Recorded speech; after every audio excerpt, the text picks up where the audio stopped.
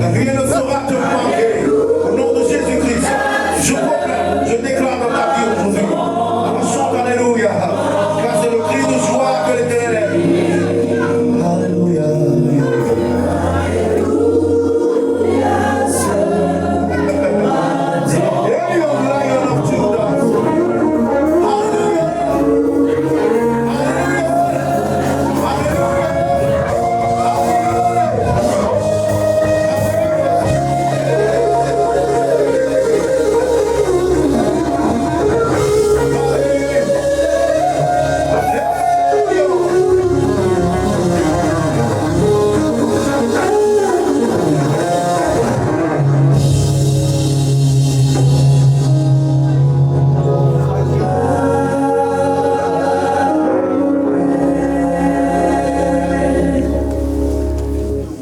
Alléluia.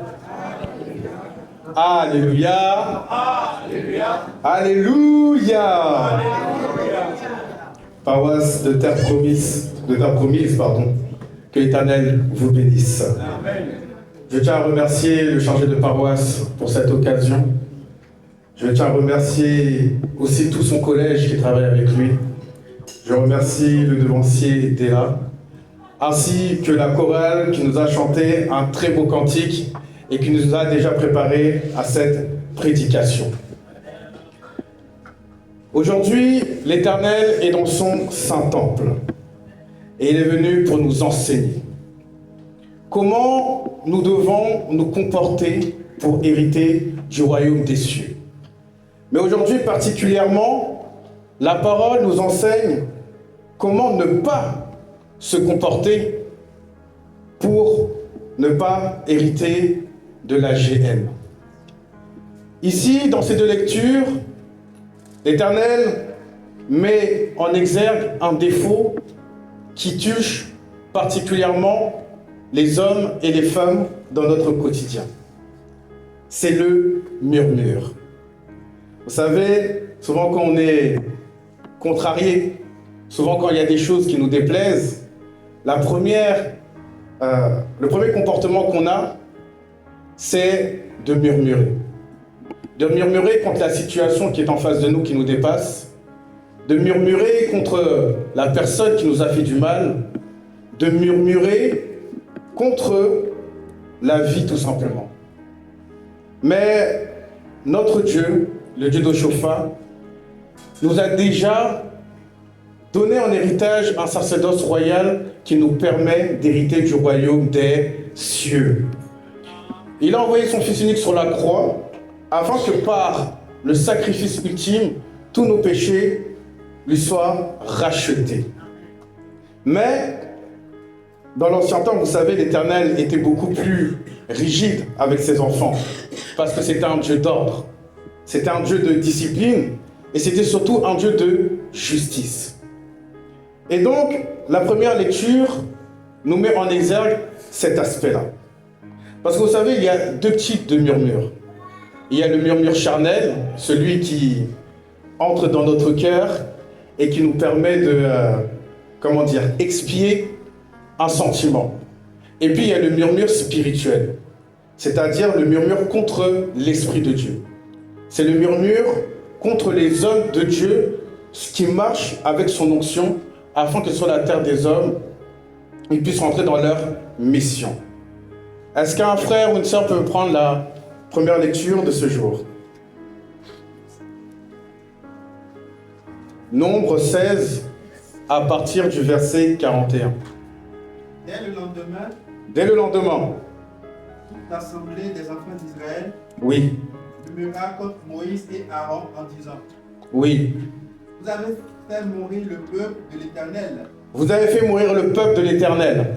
Comme l'assemblée se formait contre Moïse et Aaron, oui, et comme ils tournaient des regards vers la tente d'assignation, oui, voici, la nuée, la fourrée et la gloire de l'Éternel apparut. Oui, Moïse et Aaron arrivèrent devant la tente d'assignation. oui, Et l'Éternel parla à Moïse et dit, retirez-vous du milieu de cette assemblée. Retirez-vous du milieu de cette assemblée. Et je les consumerai en un instant. Et je les consumerai en un instant. Merci mon frère. Cette partie-là est très importante. Car le peuple de Dieu a désobéi à l'ordonnance de l'Éternel. Et ils se sont levés, et la parole nous dit qu'ils ont commencé à murmurer contre Moïse et contre Aaron. Mais en réalité, lorsque l'on murmure contre des envoyés de Dieu qui marchent avec la force de Dieu, on ne murmure pas contre ces hommes-là, mais on murmure contre Dieu lui-même.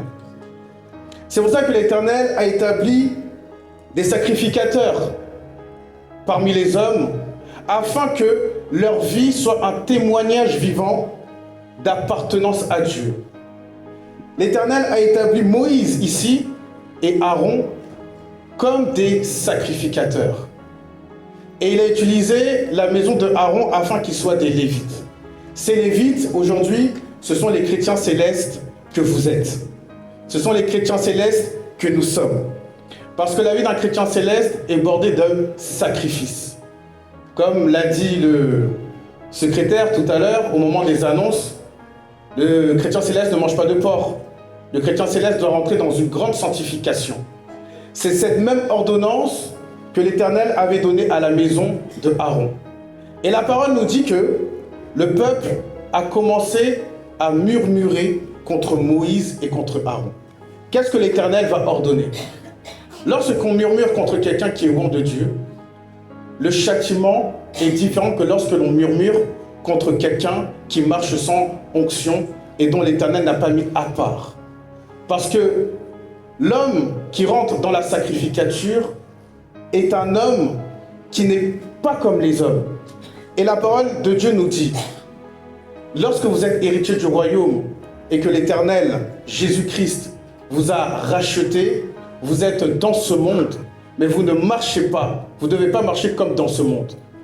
Et le livre de Éphésiens nous dit, ne vous conformez pas au siècle de présent. Donc, ici, dans le livre de Nombres, le peuple murmure contre Moïse et l'Éternel va descendre son châtiment. Et il dit, à vous que j'ai choisi, à vous mes oins, retirez-vous de ce peuple, afin que je puisse établir et je puisse appliquer ma justice. Mais que vont faire les sacrificateurs? Est-ce que quelqu'un peut continuer la lecture? Et Moïse dit à Aaron, prends le brasier, oui, mets-y du feu, de dessus l'autel, pose-y du parfum, va promptement vers l'assemblée, et fais pour eux l'expiation. Merci mon frère. Garde la lecture. Ici c'est très important parce que ça nous montre la sagesse et la hauteur spirituelle d'un sacrificateur. Et le sacrificateur, dans notre église, il est représenté par le chargé. Il n'a pas une vie ordinaire comme tous les fidèles, parce que sa vie est totalement donnée à Dieu. Mais quelle est la particularité du sacrificateur? C'est que l'Éternel, avec l'onction, lui donne une connaissance particulière à travers une certaine sagesse, un certain mystère, certaines cérémonies qui lui seront révélées afin qu'il puisse intercéder pour le peuple. Et là où des hommes vils, des hommes sans onction, des hommes sans lumière, lorsque l'Éternel leur aura dit « Retirez-vous de ce peuple, parce que je vais descendre mon châtiment », soyons honnêtes, nous tous, si on entend que l'orage grondait et qu'on entend la voix de Dieu qui dit « Retirez-vous parce que mon châtiment va tomber », qu'est-ce qu'on va faire? On va fuir, on va se cacher, parce qu'on ne veut pas avoir la colère de Dieu sur nous. Mais regardez la différence d'un homme qui marche avec l'onction de la sacrificature. Marche mon frère. Aaron prit le brasier. Aaron prit le brasier, oui. Comme Moïse avait dit. Comme Moïse avait dit. Et courut au milieu de l'assemblée. Oui. Et voici. Et voici. La plaie avait commencé parmi le peuple. La plaie avait commencé parmi le peuple. Donc l'Éternel avait déjà appliqué sa justice. Il avait déjà appliqué son châtiment. Il offrit le parfum et il fit l'expiation pour le peuple. Et il fit l'expiation pour le peuple, oui. Il se place entre les morts et les vivants et la plaie fut arrêtée. Et la plaie fut arrêtée. la profondeur que l'Éternel veut de nous aujourd'hui, c'est tout simplement c'est que lorsque on voit que il y a un homme, une femme qui vous fait du mal, lorsque vous œuvrez pour Dieu, que ne vous rentrez pas, vous aussi, dans la colère, mais au contraire que vous soyez à l'image du sacrificateur et que vous priez pour lui. Parce que, étant héritier du royaume de Dieu, l'Éternel vous a donné une force particulière dans ce monde. C'est que vous avez la force de l'expiation. Vous avez la force de pouvoir prier pour votre prochain. Tout à l'heure, j'ai entendu aux annonces qu'il y a des personnes qui étaient frappées de maladies et qui sont revenues dans la maison de l'Éternel. Mais je n'étais pas parmi vous. Mais je sais que s'ils sont revenus dans la maison de l'Éternel, c'est parce que le peuple de la paroisse Terre Promise a prié pour eux. Et ceci est le témoignage de l'expiation. C'est ce que l'Éternel attend de nous aujourd'hui. C'est que lorsque vous avez un frère qui est dans la détresse, lorsque vous avez un frère qui est dans la maladie, lorsque vous avez un frère qui est dans le besoin, la première des choses que vous devez faire, c'est de prier pour eux. Même si le châtiment, même si son état est dans un état critique, même si aux yeux des hommes, vous voyez que sa situation est irréparable, sa situation ne peut pas être réparée, rien n'est impossible à Dieu. Et même lorsque l'Éternel dit une chose, l'Éternel, c'est lui qui nous a créés. Et là, la clé de cette lecture, c'est que l'Éternel aussi, malgré qu'il voulait châtier le peuple de Dieu et qu'il a établi sa justice, c'était aussi un moyen de mettre à l'épreuve Moïse et Aaron pour savoir s'ils étaient vraiment capables et qu'ils étaient capables de matérialiser la force d'onction qui était en eux. Et en faisant cette action, l'Éternel s'est totalement repenti et il a expié leurs péchés. Donc, mes frères et sœurs, ne doutez jamais de la force que vous avez en vous. Mais en étant chrétien céleste, en étant conscient de cette force que vous avez. Parce que lorsque l'on prie, lorsqu'on fait ce culte, il y a des anges qui sont parmi nous. Il y a des anges qui sont à l'autel, il y a des anges qui sont à la chorale, c'est la raison pour laquelle lorsqu'ils chantent, l'Esprit descend. Il y a des anges qui sont parmi le peuple. Mais lorsque vous avez un conflit avec au travail ou dans votre ménage, à la maison, avec vos enfants, avec votre frère, gardez-vous de rentrer dans le murmure. Gardez-vous de parler de la mauvaise manière dans votre cœur et même par votre petite bouche contre votre prochain. Mais au contraire, ayez toujours le pardon, ayez toujours la repentance, ayez toujours le sacrifice dans votre cœur. Parce que l'Éternel se fera juge pour vous. Parfois, et j'ai envie de dire même tout le temps, laissez Dieu agir pour vous. Laissez Dieu façonner votre vie. Laissez Dieu façonner votre esprit. Ne rejetez pas l'épreuve qui met au-devant de vous, car c'est par cette épreuve que vous en sortirez grandi. C'est par cette épreuve que vous allez aussi rendre témoignage. Donc, ici, la colère de Dieu s'est établie. Mais malgré ça, l'Éternel n'a pas retiré son alliance de ce peuple. Parce que Moïse et Aaron ont intercédé. Et à travers ce même Moïse, l'Éternel va révéler ce qu'on appelle les tables de loi, qui nous permettent d'avoir une droiture et d'être ordonnés sur la terre des hommes. Je vais demander à un de mes frères de me prendre le livre d'Hébreux, chapitre 7, à partir du verset 24. Mais, parce qu'il demeure éternellement, Oui. possède un sacerdoce Oui. qui n'est pas transmissible. Oui. C'est aussi pour cela Oui. qu'il peut sauver parfaitement Oui. ceux qui s'approchent de Dieu par lui, Oui. étant toujours vivants pour intercéder en leur faveur. Amen. Pour intercéder en leur faveur.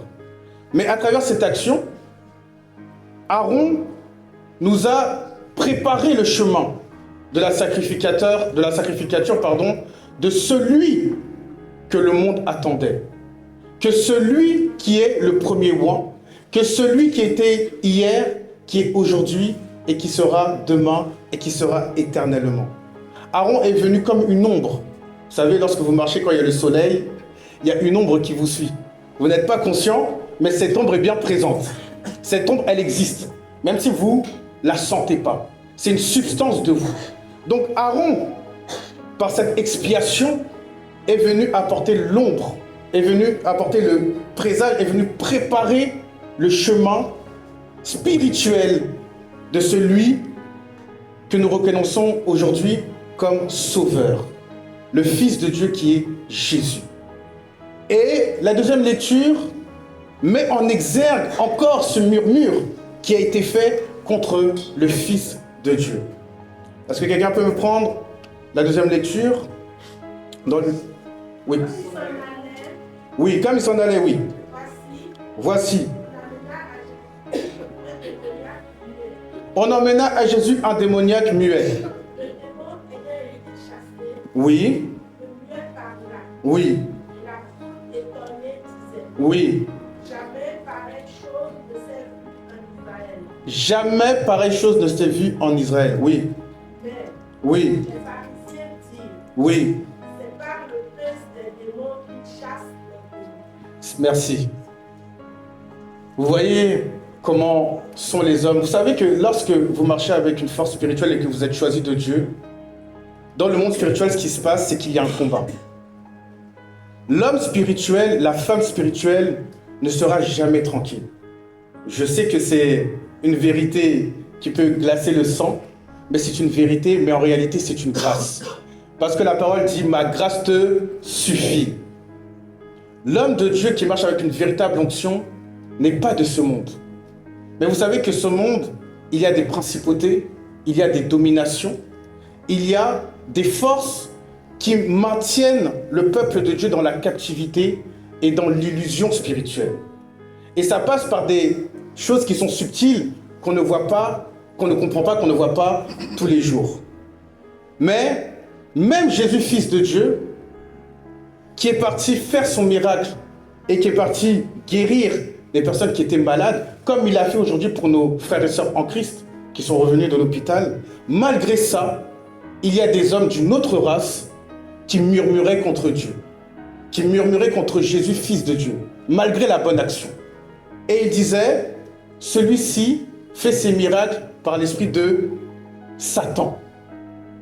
Celui-ci fait ses miracles par une force qui ne vient pas de Dieu. Voyez-vous? C'est pour ça, mes frères et sœurs en Christ, peu importe l'œuvre que vous faites dans la maison de Dieu, peu importe les épreuves que vous traversez, peu importe les tribulations que vous traversez, sachez que l'Éternel vous voit. Tant que vous faites l'œuvre qui contribue à l'édifice du Christ, vous ne serez pas tranquille. Mais ce sont des épreuves que l'Éternel met au-devant de vous pour vous renforcer.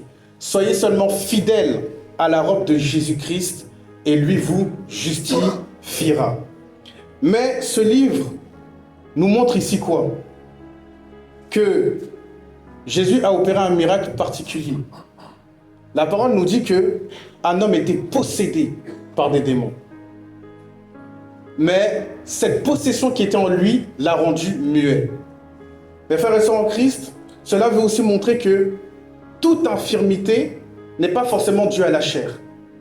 Il y a certaines infirmités charnelles qui sont dues à des attaques, qui sont dues aux forces du mal. C'est la raison pour laquelle quand l'Éternel révèle certaines choses dans la Sainte Église, vaut mieux obéir et les faire.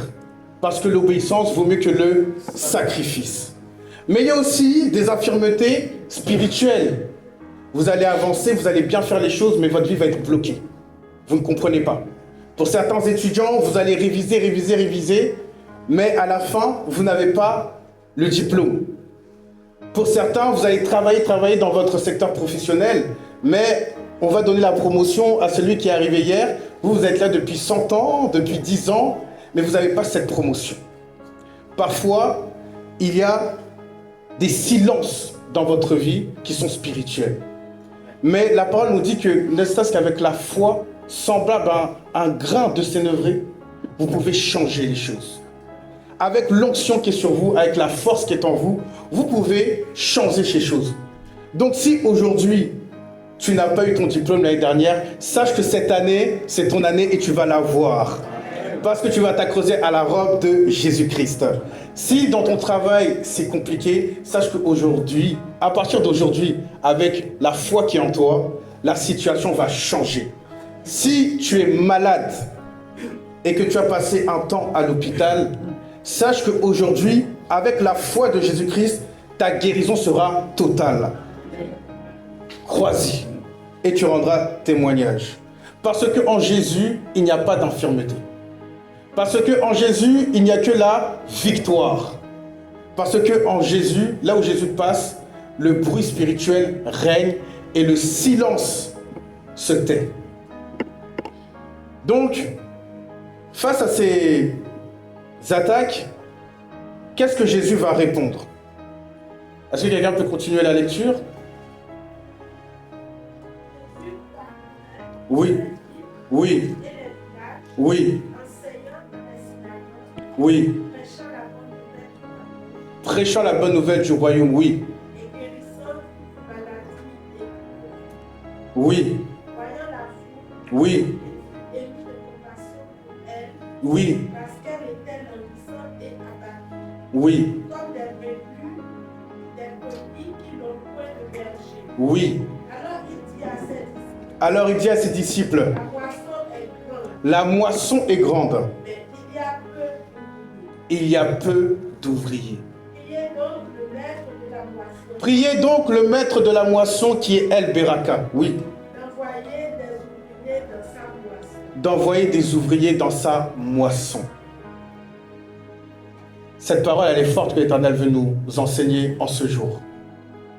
C'est-à-dire que, mettez-vous en situation. L'Éternel fait un miracle, la foule est étonnée. Mais Dieu dit, la moisson est grande, mais il y a peu d'ouvriers. Il y a peu d'ouvriers pour moissonner. Cela veut tout simplement dire que lorsque tu acceptes la vie de Jésus, accepte-la entièrement. Et ainsi, l'esprit christique se substituera à ta chair. Mais la moralité de lecture de ce jour veut tout simplement nous rappeler dans le monde dans lequel nous vivons. C'est que l'humanité actuelle, le monde dans lequel nous vivons actuellement, est sous l'égide d'une plaie. Nous voyons que la société va dans une convergence vraiment spirituelle où, en tant qu'homme de Dieu, en tant que femme de Dieu, on a souvent du mal à se retrouver. Mais le péché, le salaire du péché, c'est la mort. Et c'est pas ce que Jésus veut pour nous. Jésus veut que nous vivons, mais Jésus est venu sur cette terre pour nous accorder la vie éternelle. Parce que nous sommes que de passage sur cette terre. La véritable vie, elle est auprès de notre Père, dans les cieux, dans le royaume éternel. Mais, à travers ces lectures, il y a quand même des choses que nous devons détruire en nous, afin que nous soyons totalement reconnus comme enfants de Christ. Le péché passe par des chemins qui sont subtils. Vous savez, le péché, c'est un titre, c'est le grand chapitre. Mais il passe par des chemins qui nous mènent vers cette mort. Le premier, c'est l'orgueil. Et c'est ce qu'a fait le peuple d'Israël quand il a murmuré contre le ouan de Dieu. C'est ce qu'ont fait les pharisiens quand ils ont murmuré contre Jésus. Dans les deux cas, dans les deux lectures, on se rend compte que les deux n'ont pas murmuré contre Moïse ou contre Aaron ou contre Jésus. Mais en réalité, ils ont murmuré contre l'Esprit qui est à travers eux. Et en faisant ça, ils ont murmuré contre Dieu. C'est une preuve d'orgueil. La deuxième chose, c'est la convoitise. Vous voyez, quand Dieu bénit ta sœur, quand Dieu bénit ton frère, au lieu de te réjouir pour lui, au lieu de danser pour lui et de te réjouir de son bonheur, afin que l'Éternel puisse toi aussi te bénir, ta sœur, tu vas murmurer. Tu vas appeler ta copine, allô, t'as vu Tu vas appeler ton frère, allô. Et tu vas te mettre à convoiter la bénédiction que l'Éternel lui a donnée. Mais il faut savoir que cette bénédiction, c'est pas lui qui l'a eue, c'est l'Éternel qui lui a donné. Donc il y a un esprit derrière chaque bénédiction. Le troisième chemin qui mène vers ce péché, qui mène vers la mort, c'est le mensonge. Le mensonge est une sorte de murmure spirituel. C'est pour ça qu'il y a deux types de murmures. Il y a le murmure verbal et il y a le murmure spirituel. Le mensonge, qui fait partie des 10 commandements. Ensuite, il y a l'amertume. L'amertume, c'est quand dans ton cœur, tu te sens triste. Et lorsque tu te sens triste dans ton cœur, parce que c'est de l'abondance du cœur que la bouche parle. Mais vous qui êtes des êtres d'esprit et qui marchez avec la véritable onction, toute chose que nous faisons dans cette église, le principal canal, c'est le cœur. Pourquoi? Parce que tu ne peux pas, un être normal ne peut pas prier son Dieu de 10h jusqu'à 14h. Celui qui n'est pas vêtu de cette onction et qui n'a pas donné pleinement son cœur à l'Éternel dira « Oh, c'est trop long, je suis fatigué, bon, je rentre, je vais regarder téléfoot. » Ou « Oh, je vais faire un barbecue, ou je préfère aller au cinéma, ou je préfère faire des occupations de ce monde. » La chorale, vous vous sacrifiez. Et pourquoi vous chantez de vive voix le dimanche? Parce que vous rentrez dans la sanctification le vendredi, vous venez à la répétition le samedi, et le dimanche, il y a un esprit qui travaille avec vous. Mais pourquoi? Parce que vous avez le cœur à ça. Vous avez le cœur de chanter pour votre Dieu. Les prophètes, c'est la même chose. Les conducteurs, c'est la même chose. Les devanciers, c'est la même chose. Mais quand l'amertume entre dans votre cœur, ça éteint cette lumière qui nourrit votre cœur. Ça éteint cette lumière qui nourrit votre esprit. Et quand cette lumière s'éteint, c'est la foi qui baisse. Et quand la foi baisse, l'Éternel, l'Esprit de Dieu ne peut pas agir. Parce que Jésus disait toujours lorsqu'il faisait ses miracles, quand on lui posait la question, mais comment fais-tu ces choses? D'où viens-tu? Il disait toujours une chose, c'est ta foi qui t'a sauvé. Ce n'est pas le miracle, mais c'est ta foi qui t'a sauvé, parce que tu as cru.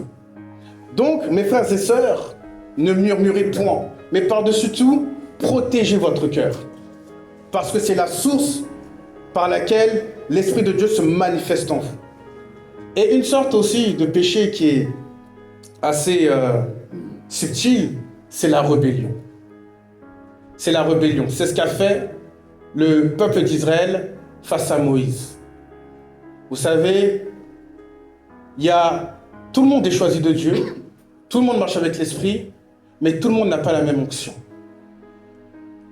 Tout le monde n'a pas la même onction. Un sacrificateur n'a pas la même onction qu'un évangéliste. Un évangéliste n'a pas la même onction qu'un prophète. Un prophète n'a pas la même onction qu'un enseignant. Cela ne veut pas dire que tout ça ne concourt pas au même esprit.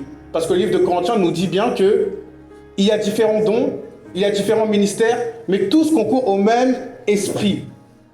Mais l'onction, c'est une force particulière que l'Éternel donne pour l'édification de son Église, pour l'édification de son peuple. Et lorsqu'on se rebelle face au sacrificateur, lorsqu'on se rebelle face à l'enseignant, lorsqu'on se rebelle face à l'évangéliste, lorsqu'on se rebelle face au maître de chœur, ce n'est pas à lui que vous vous rebellez, mais c'est à l'onction et à l'esprit qui travaille avec lui. Autrement dit, c'est contre Dieu que vous vous rebellez. Donc, tous ces péchés-là, il faut totalement les éviter pour être revêtus de cette lumière. Donc, mes frères et sœurs, on ne va pas être très très long, mais tout ça pour vous dire que, peu importe, ne murmurez pas votre situation.